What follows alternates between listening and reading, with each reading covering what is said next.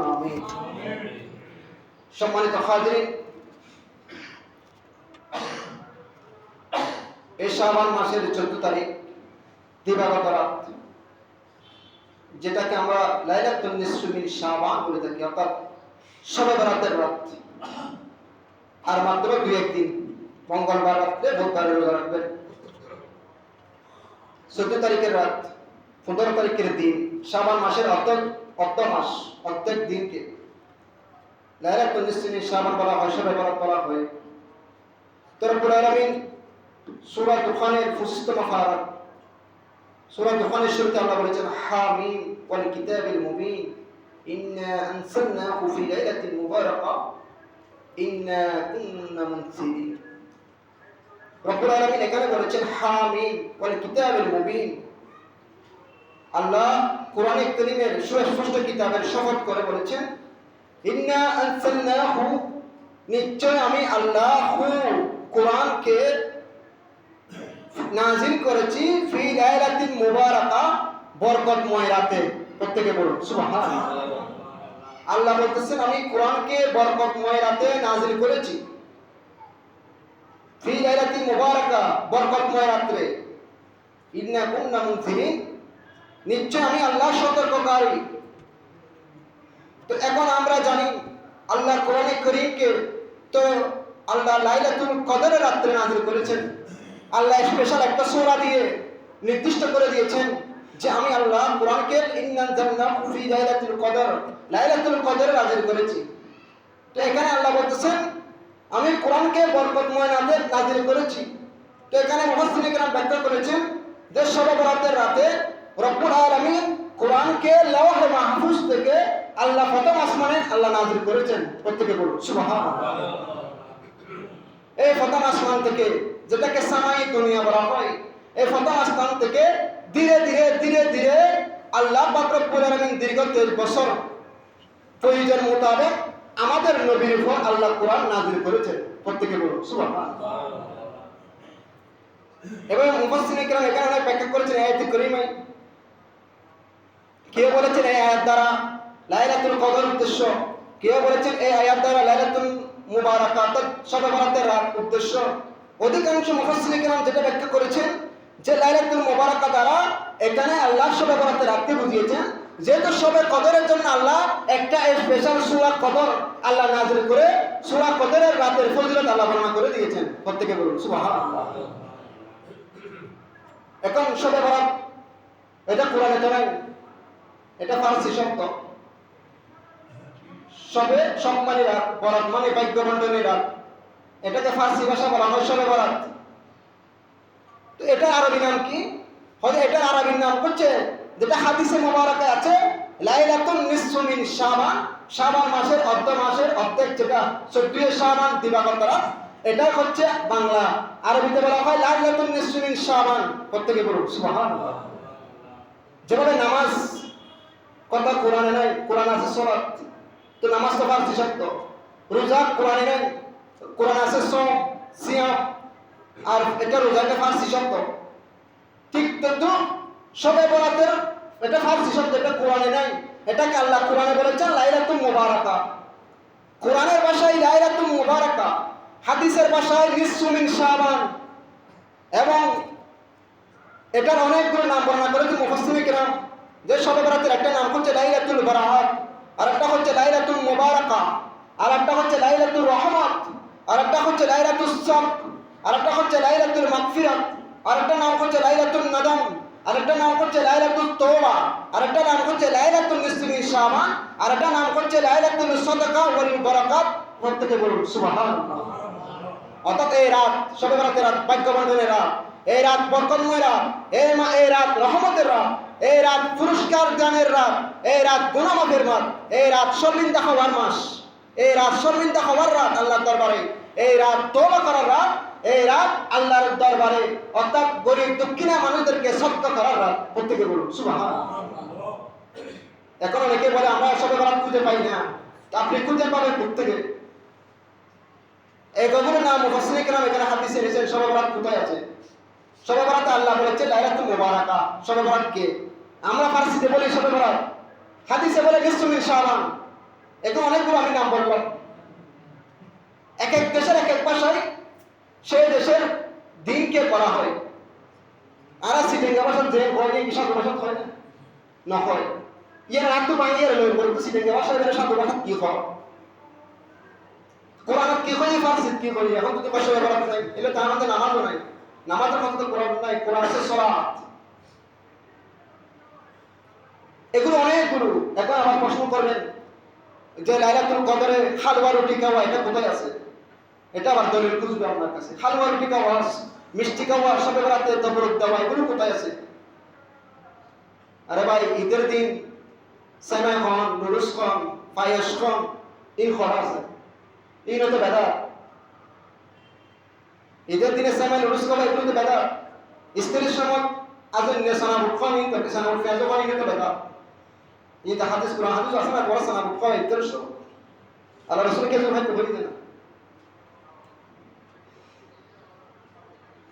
ঈদের দিনে যেভাবে সেমাই পায়েস জায়েজ হয়ে যায়, ঠিক তেমনি সবে বেড়াতে রাতেও হালুয়া মিষ্টি এগুলো খাওয়া, এগুলো হচ্ছে আমার নবীর একটা সুন্নাত। প্রত্যেকে বলুন সুবহানাল্লাহ।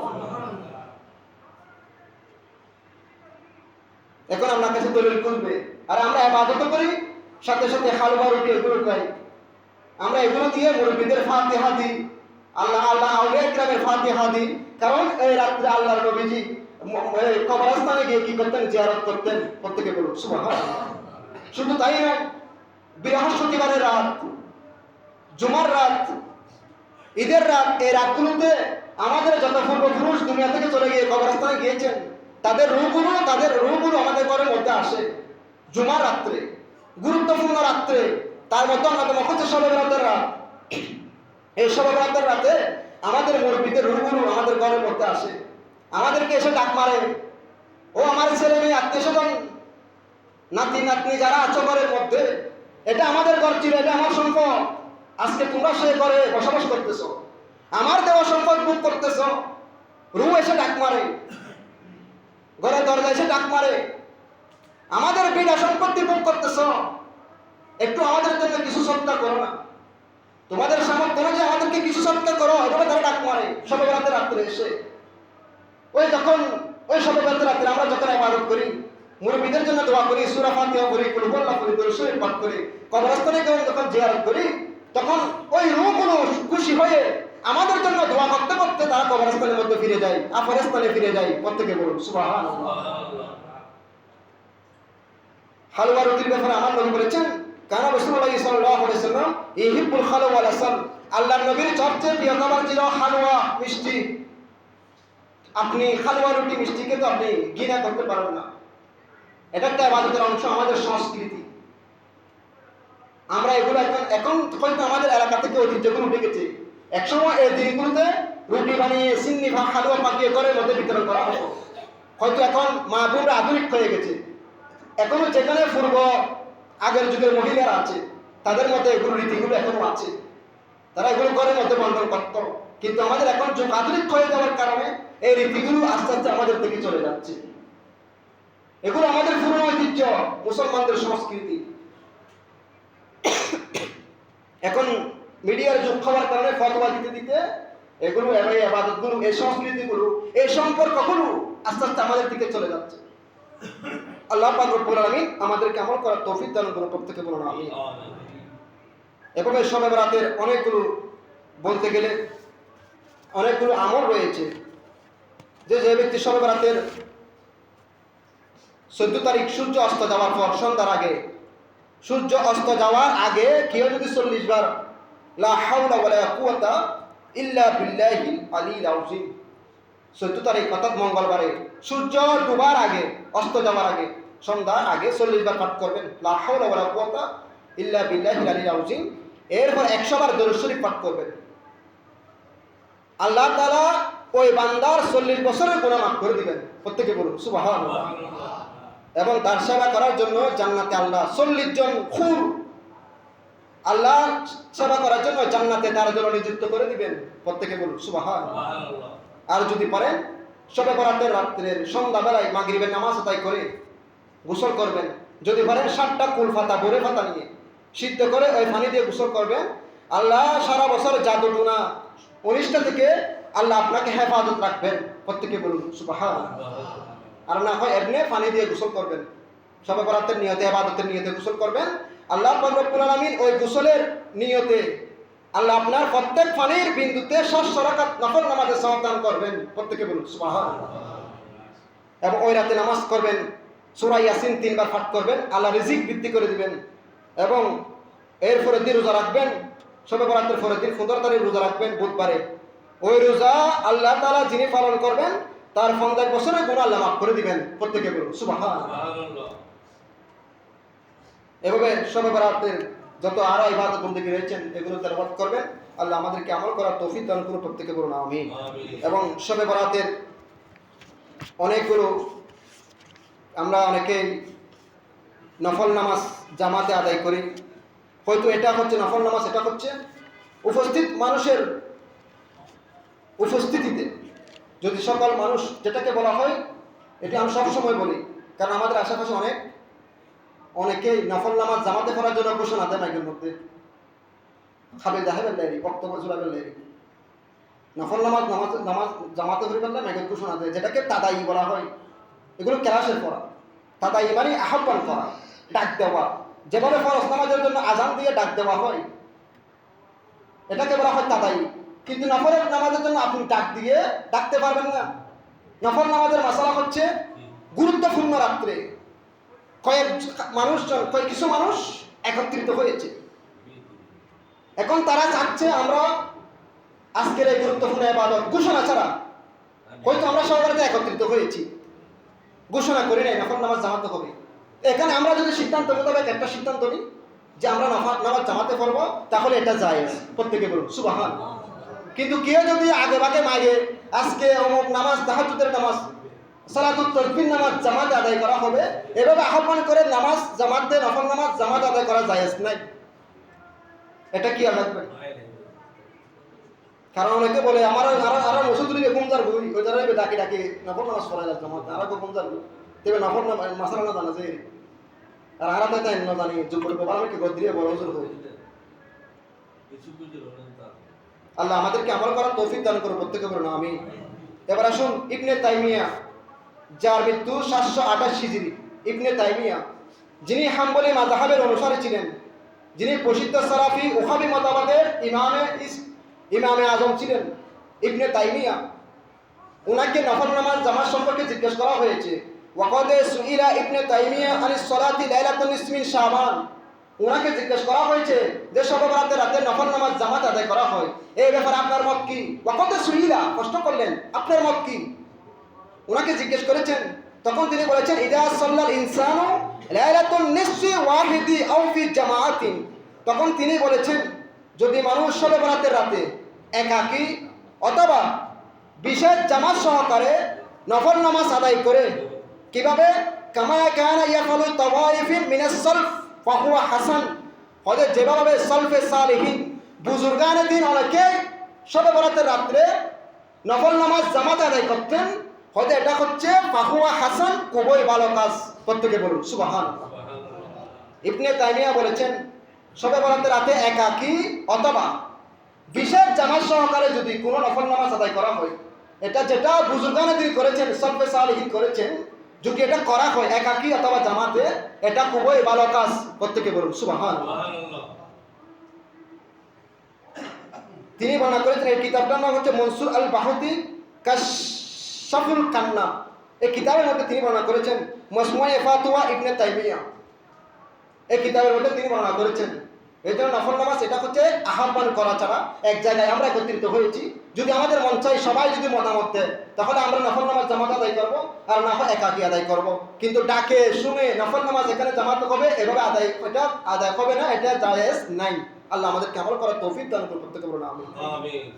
একাকী আদায় করতে পারবেন, জামাত আদায় করতে পারবেন, এটা হচ্ছে উপস্থিত যেটা সিদ্ধান্ত হয় সেটা, কিন্তু ডাকে আহ্বান করে নয়।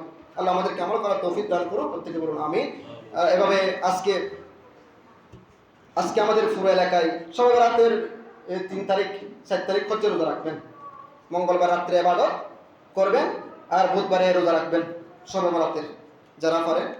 আজকে আমাদের পুরো এলাকায় নাঙ্গলমোড়া গোমানন্দন শিবতলিতে যা উরুস উদযাপন হচ্ছে, হযরতে মুঈজুদ্দিন শাহ ফারুকী রহমাতুল্লাহ আলাইহি।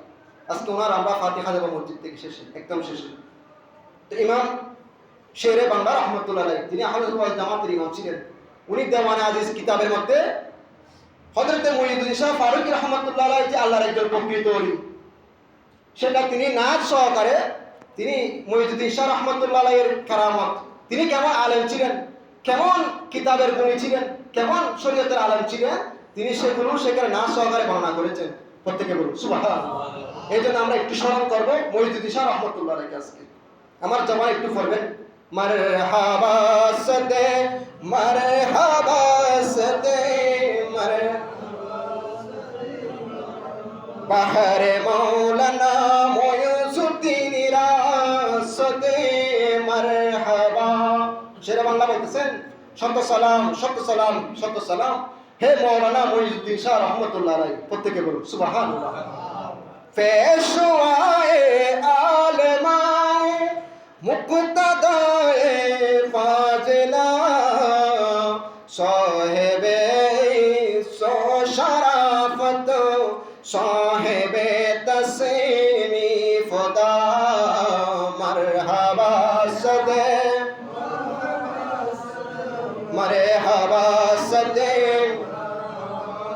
বাহারে মাওলানা মুঈজুদ্দিন রাসদে মারহাবা। শেরে বাংলা রহমাতুল্লাহ বলতেছেন, পেশওয়ায়ে আলেমা, তিনি আলেমগণের শিরোমণি ছিলেন, পেশওয়া ছিলেন। ওয়া মুক্তাদায়ে ফাজিলা, এবং গুণীজন যারা ছিলেন তাদের তিনি আদর্শ ছিলেন। প্রত্যেকে বলুন সুবহানাল্লাহ।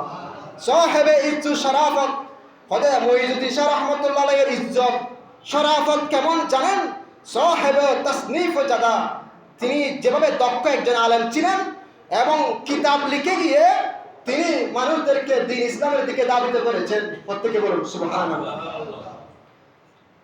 আন্দরা গুমান মর্দম রোজায়ে পুরনোরে মর্দমা পুর পয়দে বাসন দায়ে মানা সাথে ও মারহাবা সদে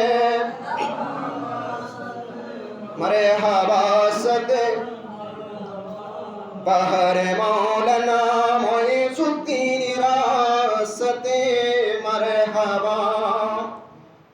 আন্দরা গুমান মর্দন, আজকে আমি যে মুঈজুদ্দিন শাহের কথা বলছি তার রোজা কোথায় জানো? হয়তো এটা গুমান মর্দনে অবস্থিত। মর্দামা ফুর ফয়জে ভাষণ, হয়তো তার রোজা মুবারক থেকে সারা সময় মানুষজন ফয়েজ বরকত হাসিল করতে থাকে। প্রত্যেকে বলুন সুবহানাল্লাহ। তুরবত শিরা বাগে জান্নাত সাজায়ে রবে জাহান ইস্তাজিব ইয়া রব তুফাইলে সরওয়ারে পয়গম্বরা মারহাবা সদে মারহাবা সদে বাহারে মাওলানা মুঈজুদ্দিন রাসদে মারহাবা। হে আল্লাহ, তার রোজা শরীফকে তুমি জান্নাতের বাগানে পরিণত করে দাও। হে আল্লাহ, রাসূল করিম সাল্লাল্লাহু আলাইহি ওয়াসাল্লামের উসিলায় আমি শেরে বাংলার দোয়া তুমি মুঈজুদ্দিন শাহর হকের মধ্যে কবুল করো। প্রত্যেকে বলুন সুবহানাল্লাহ। নামে না জমি করে তুকাই শেরে বাংলা বেদা মুনকিরানে আউলিয়ারা সেফে বররা বেগুমা মারহাবা সদে সদে মারহাবা সদে মারহাবা বাহারে মাওলানা মুঈজুদ্দিন রাসদে মারহাবা। ইমাম শেরে বাংলা বলতেছেন, মুঈজুদ্দিন শাহর শানে শেয়ারগুলো যিনি রেখেছেন তার নাম কি জানো? তার নাম ইমাম আজিজুল হক শেরে বাংলা, যিনি সবসময় বাতিলদের জন্য তরবারি মানে শানিত তরবারি তুলল। প্রত্যেকে বলুন সুবহানাল্লাহ। আল্লাহ পাক রব্বুল আলামিন হযরত মুঈজুদ্দিন শাহ রাহমাতুল্লাহ আলাইহির ফয়জাত বরকত আল্লাহ আমাদেরকে নসিব করুন। প্রত্যেকে বলুন আমিন। যারা পারেন ওনার জিয়ারত করবেন, কারণ ওনার কারণে আজকে কুমানন্দন নাঙ্গল নসিবাতের আলোকিত হয়েছে। এই মহান আলীর ফয়জাত আল্লাহ আমাদেরকে দান করুন। প্রত্যেকে বলুন আমিন। ওয়া আখিরু দাওয়ানা আলহামদুলিল্লাহি রাব্বিল আলামিন। যারা সুন্নাত আদায় করেন না সুন্নাত আদায় করেন।